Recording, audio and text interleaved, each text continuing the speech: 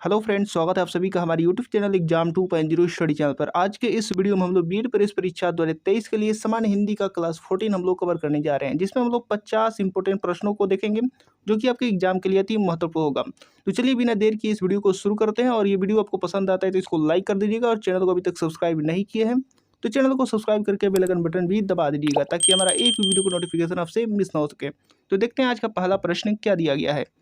तो आज का पहला प्रश्न दिया गया है 51 नंबर की पूर्व हिंदी विकसित हुई है। तो कहाँ से विकसित हुई है? तो इसका करेक्ट आंसर हो जाएगा ऑप्शन नंबर बी, अर्धमागधी अपभ्रंश से। तो ये ऑप्शन नंबर बी करेक्ट हो जाएगा। इसी तरीके से अगला प्रश्न देखते हैं 52 नंबर। 52 नंबर यहाँ पर दिया गया है कि निर्देश प्रश्न संख्या 52 से 54 तक निम्नलिखित में से शुद्ध वर्तनी वाले शब्द को छाटिए। 52 नंबर दिया गया है और इसमें से शुद्ध वर्तनी वाला शब्द छाटना है। तो इसका करेक्ट आंसर क्या होगा? 52 में से देख करके बताना है। तो इसका करेक्ट आंसर हो जाएगा ऑप्शन नंबर सी, यानी क्लेश। क्लेश जो है वो शुद्ध वर्तनी वाला शब्द है। इसी तरीके से अगला प्रश्न यहाँ पर दिया गया है 53 नंबर। 53 नंबर में भी आपको शुद्ध वर्तनी वाला शब्द छाटना है। तो बताइए इसमें से कौन सा करेक्ट होगा? तो इसका करेक्ट आंसर हो जाएगा ऑप्शन नंबर सी, यानी श्रृंगार। ये करेक्ट हो जाएगा। इसी तरीके से अगला प्रश्न देखते हैं 54 नंबर। 54 नंबर यहाँ पर दिया गया है और इसमें से भी शुद्ध वर्तनी वाला शब्द छाटना है। तो इसका करेक्ट आंसर क्या होगा? इसका करेक्ट आंसर हो जाएगा ऑप्शन नंबर सी, यानी वेशभूषा। ऑप्शन नंबर सी हो जाएगा करेक्ट। इसके बाद अगला प्रश्न यहाँ पर 55 नंबर दिया गया है कि हिंदी वर्णमाला में स्वरों की संख्या कितनी है। तो इसका करेक्ट आंसर क्या होगा, ये आप लोगों को बताने हैं। तो इसका करेक्ट आंसर हो जाएगा ऑप्शन नंबर सी, यानी 11 है। इसी तरीके से अगला प्रश्न दिया गया है 56 नंबर की वह वर्ड जिसका उच्चारण तालु से होता है। तो आपको बताना है यहाँ पर कौन सा वर्ग है। तो वह वर्ड जिसका उच्चारण तालु से होता है वह वर्ग बताना है। इसका करेक्ट आंसर क्या होगा? इसका करेक्ट आंसर हो जाएगा ऑप्शन नंबर डी, यानी तालव्य वर्ग। इसी तरीके से अगला प्रश्न दिया गया है 57 नंबर। बड़ा घर छोटा आदमी और नीला वस्त्र में विशेष से कौन कौन से हैं? आपको बताना है, विशेष से बताना है इसमें। तो इसका करेक्ट आंसर हो जाएगा ऑप्शन नंबर डी, यानी घर, आदमी और वस्त्र। इन तीनों में जो विशेष से है घर, आदमी और वस्त्र है। इसी तरीके से अगला प्रश्न दिया गया है 58 नंबर। निम्न में से क्रिया विशेषण है। आपको क्रिया विशेषण बताना है दिए गए ऑप्शनों में से। इसका करेक्ट आंसर क्या होगा? इसका करेक्ट आंसर हो जाएगा ऑप्शन नंबर ए, यानी वह धीरे से बोलता है। इसमें क्रिया विशेषण है। इसी तरीके से अगला प्रश्न देखते हैं 59 नंबर। नाटक से कौन विशेषण बनेगा? तो नाटक से विशेषण बनाना है। इसका करेक्ट आंसर क्या होगा ऑप्शन में से? तो नाटक से विशेषण जो बनेगा वो ऑप्शन नंबर सी, यानी नाटकीय हो जाएगा। इसी तरीके से अगला प्रश्न दिया गया 60 नंबर। 60 नंबर दिया गया कि पढ़ रहा था, इसमें कौन सी क्रिया है? तो आपको क्रिया बताना है, पढ़ रहा था। तो इसका करेक्ट आंसर क्या होगा ऑप्शन में से? इसका करेक्ट आंसर हो जाएगा ऑप्शन नंबर ए, यानी संयुक्त क्रिया है। और फ्रेंड्स, ये वीडियो आपको पसंद आ रहा है तो इसको लाइक करते रहिए, और चैनल को अभी तक सब्सक्राइब नहीं किया है तो चैनल को सब्सक्राइब करके बेल आइकन बटन भी दबा दीजिए। आगे देखते हैं यहाँ पर 61 नंबर। 61 नंबर दिया गया कि कौन सा शब्द विशेषण है। दिए गए ऑप्शनों में से आपको छाटना है विशेषण। तो बताना है कि विशेषण कौन सा शब्द है। इसका करेक्ट आंसर हो जाएगा ऑप्शन नंबर डी, यानी काला। काला जो है वो विशेषण है। इसी तरीके से अगला प्रश्न यहाँ पर 62 नंबर दिया गया है कि व्याकरण की दृष्टि से प्रेम शब्द क्या है। आपको प्रेम शब्द के बारे में बताना है दिए गए ऑप्शनों में से। तो इसका करेक्ट आंसर हो जाएगा ऑप्शन नंबर बी, यानी भाववाचक संज्ञा है। इसी तरीके से अगला प्रश्न बढ़ते हैं आगे 63 नंबर पर। 63 नंबर दिया गया है कि निम्नलिखित में से किस वाक्य में अकर्मक क्रिया है। आपको अकर्मक क्रिया बताना है। तो बताइए यहाँ पर किस वाक्य में अकर्मक क्रिया है। तो दिए गए ऑप्शनों में से करेक्ट ऑप्शन हो जाएगा ऑप्शन नंबर सी, यानी ज्योति रोती है। ज्योति रोती है, ये अकर्मक क्रिया है। इसी तरीके से अगला प्रश्न 64 नंबर दिया गया है कि मैं अपने आप वस्त्र साफ कर लेता हूँ। इस वाक्य में कौन सा सर्वनाम है? तो इसका करेक्ट आंसर क्या होगा? इसका करेक्ट आंसर हो जाएगा ऑप्शन नंबर सी, यानी निजवाचक सर्वनाम है। इसी तरीके से अगला प्रश्न देखते हैं 65 नंबर। अब 65 नंबर यहाँ पर दिया गया कि यह कमला की गाय है। कौन सा कारक है? यहाँ पर कारक बताना है, यह कमला की गाय है। तो कारक कौन सा होगा? दिए गए ऑप्शनों में से करेक्ट ऑप्शन हो जाएगा ऑप्शन नंबर डी, यानी संबंध कारक है। इसी तरीके से अगला प्रश्न 66 नंबर दिया गया कि अभिनेता का स्त्रीलिंग है। तो अभिनेता का स्त्रीलिंग बताना है। इसका करेक्ट आंसर क्या होगा? इसका करेक्ट आंसर हो जाएगा ऑप्शन नंबर बी, यानी अभिनेत्री।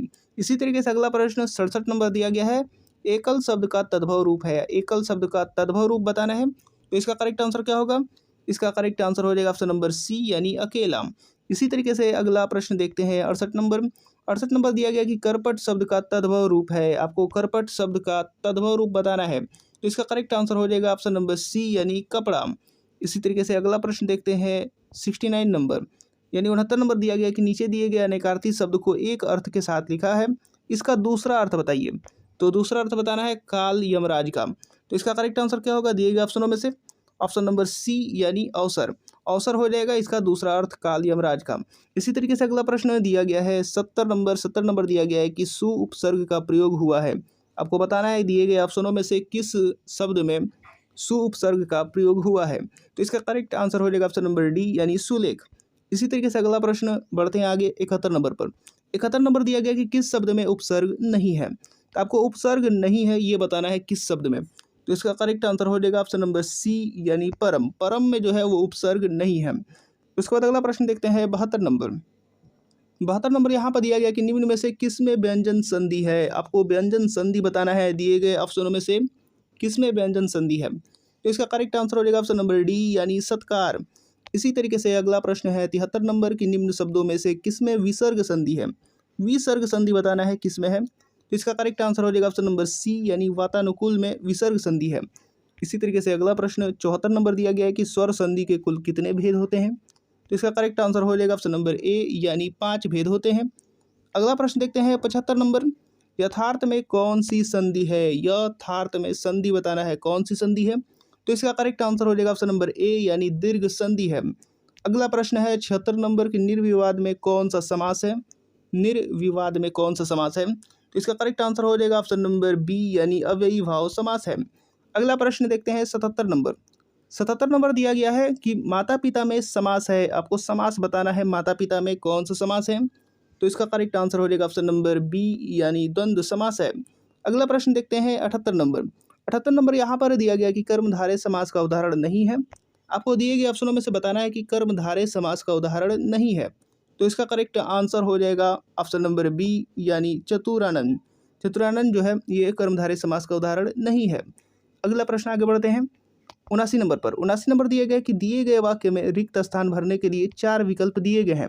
इनमें से उचित विकल्प चुनिए। तो यहाँ पर वाक्य दिया गया और यहाँ पर खाली स्थान की पूर्ति करना है दिए गए ऑप्शनों में से।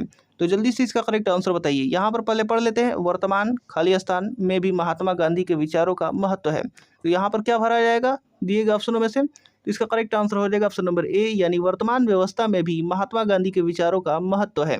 इसके बाद अगला प्रश्न निर्देश दिया गया यहाँ पर प्रश्न संख्या 80 से 82 तक शुद्ध वाक्य का चयन करें। तो जल्दी से बताइए वो कौन सा शुद्ध वाक्य होगा दिए गए ऑप्शनों में से। तो इसका करेक्ट आंसर हो जाएगा ऑप्शन नंबर यहाँ पर 80 का हो जाएगा ऑप्शन नंबर ए यानी वह प्रमाण सहित अपनी बात बताएगा। ये ऑप्शन नंबर ए करेक्ट हो जाएगा। बाकी के अशुद्ध वाक्य हैं। ठीक है। उसके बाद अगला प्रश्न हम देखते हैं 81 नंबर। 81 नंबर दिया गया है और इसमें से भी शुद्ध वाक्य का चयन करना है। तो जल्दी से इसका करेक्ट आंसर बताइए।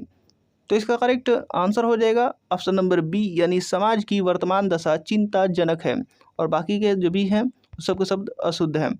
इसी तरीके से अगला प्रश्न 82 नंबर देखते हैं और इसमें से भी शुद्ध वाक्य का चयन करना है। यहाँ पर भी आपको बताना है शुद्ध वाक्य कौन सा होगा। तो इसका करेक्ट आंसर हो जाएगा ऑप्शन नंबर बी यानी साहब ने कहा कि किसी को अंदर न जाने दिया जाए और बाकी ये जो है ये सब अशुद्ध वाक्य हैं। इसके बाद अगला प्रश्न देखते हैं 83 नंबर। 83 नंबर यहाँ पर दिया गया कि सूर्योदय हुआ और चिड़िया चहचहाने लगी। यह किस तरह का वाक्य है।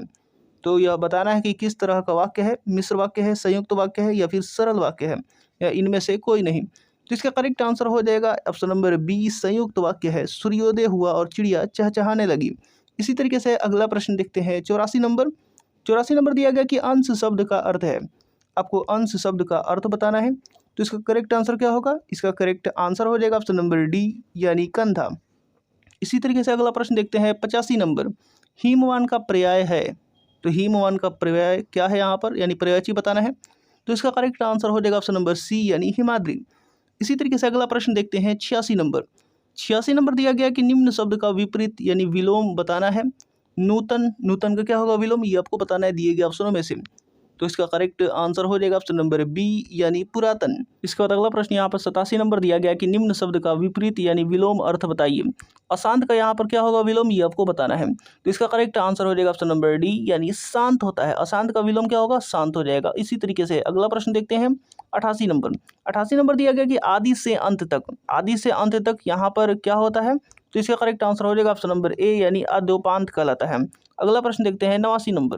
89 नंबर यहाँ पर दिया गया है कि जिसके बराबर कोई ना हो उसे क्या कहते हैं। तो यहाँ पर करेक्ट आंसर क्या होगा 89 का। इसका करेक्ट आंसर हो जाएगा ऑप्शन नंबर बी यानी अनुपम कहा जाता है। इसी तरीके से अगला प्रश्न देखते हैं 90 नंबर। गंगा गए गंगादास, जमुना गए जमुनादास लोकोक्ति का सही अर्थ है। आपको सही अर्थ बताना है लोकोक्ति का। गंगा गए गंगादास, जमुना गए जमुनादास। इसका करेक्ट आंसर हो जाएगा ऑप्शन नंबर बी यानी सिद्धांतहीन, यही सही अर्थ है। इसी तरीके से अगला प्रश्न दिया गया है 91 नंबर, ऊँट की चोरी निहुरे निहुरे का अर्थ है, आपको बताना है यहाँ पर क्या अर्थ है ऊँट की चोरी निहुरे निहुरे। तो इसका करेक्ट आंसर क्या होगा? इसका करेक्ट आंसर हो जाएगा ऑप्शन नंबर बी, बड़े काम छिप कर नहीं किए जा सकते। इसी तरीके से अगला प्रश्न देखते हैं 92 नंबर, यहाँ पर भी आपको भाव बताना है। ओछे की प्रीति बालू की भीति का भाव है, आपको बताना है इसका भाव क्या है दिए गए ऑप्शनों में से। तो इसका करेक्ट आंसर हो जाएगा ऑप्शन नंबर सी यानी बालू की दीवार की भांति ओछे लोगों का प्रेम अस्थायी होता है, अस्थायी होता है, ये आपको याद रखना है, ऑप्शन नंबर सी हो जाएगा। इसी तरीके से अगला प्रश्न दिया गया 93 नंबर, 93 नंबर दिया गया कि सबे दिन होत न एक समानम, लोकोक्ति का अर्थ है सबे दिन होत न एक समानम, इसका अर्थ ही बताना है। इसका करेक्ट आंसर हो जाएगा ऑप्शन नंबर ए यानी समय परिवर्तनशील है। इसके बाद अगला प्रश्न देखते हैं 94 नंबर, 94 नंबर यहाँ पर दिया गया है कि जिस पत्तल में खाना उसी पत्तल में छेद करना, कहावत का अर्थ है, आपको बताना है कि जिस पत्तल में खाना उसी पत्तल में छेद करने का कहावत का क्या अर्थ है। तो इसका करेक्ट आंसर हो जाएगा ऑप्शन नंबर बी यानी कृतज्ञ होना। अगला प्रश्न देखते हैं 95 नंबर, तुच्छ मनुष्य की मित्रता शीघ्र ही समाप्त हो सकती है, भाव को व्यक्त करने वाली लोकोक्ति है, आपको लोकोक्ति बताना है। तो तुच्छ मनुष्य की मित्रता शीघ्र ही समाप्त हो सकती है, इसके लिए लोकोक्ति क्या होगा? इसका करेक्ट आंसर हो जाएगा ऑप्शन नंबर डी, ओछे की प्रीति भालू की भीति, ये ऑप्शन नंबर डी करेक्ट हो जाएगा। इसी तरीके से अगला प्रश्न देखते हैं 96 नंबर, 96 नंबर यहाँ पर दिया गया कि बुंदेले हरबोलो के मुंह हमने सुनी कहानी थी, खूब लड़ी मर्दानी वह तो झांसी वाली ईरानी थी, किस रस का उदाहरण है? यहाँ पर रस बताना है। तो इसका करेक्ट आंसर क्या होगा? इसका करेक्ट आंसर हो जाएगा ऑप्शन नंबर ए यानी वीर रस का यहाँ पर उदाहरण है। इसी तरीके से अगला प्रश्न दिया गया 97 नंबर कि तुलसीदास के रचनाकार है, आपको तुलसीदास के रचनाकार बताना है। तो इसका करेक्ट आंसर क्या होगा? इसका करेक्ट आंसर हो जाएगा ऑप्शन नंबर बी यानी सूर्यकांत त्रिपाठी निराला जी हैं। अगला प्रश्न देखते हैं 98 नंबर, इसके बाद अगला प्रश्न 98 नंबर दिया गया है कि अन्य से अनन्य आत्मकथा किसकी है, आपको बताना है कि अन्य से अनन्य आत्मकथा किसकी है। इसका करेक्ट आंसर हो जाएगा ऑप्शन नंबर ए यानी प्रभा खेतान, प्रभा खेतान की आत्मकथा है। इसी तरीके से अगला प्रश्न दिया गया 99 नंबर, प्रभु जी तुम चंदन हम पानी, किसका वाक्य है? तो इसका करेक्ट आंसर क्या होगा? इसका करेक्ट आंसर हो जाएगा ऑप्शन नंबर सी यानी रैदास का वाक्य है। इसी तरीके से अगला प्रश्न दिया गया 100 नंबर और ये वीडियो का लास्ट प्रश्न है, पूर्व में प्रेषित पत्र का स्मरण दिलाने के लिए भेजा गया पत्र कहलाता है, तो क्या कहलाता है? इसका करेक्ट आंसर हो जाएगा ऑप्शन नंबर सी यानी अनुस्मारक कहलाता है, ऑप्शन नंबर सी करेक्ट हो जाएगा।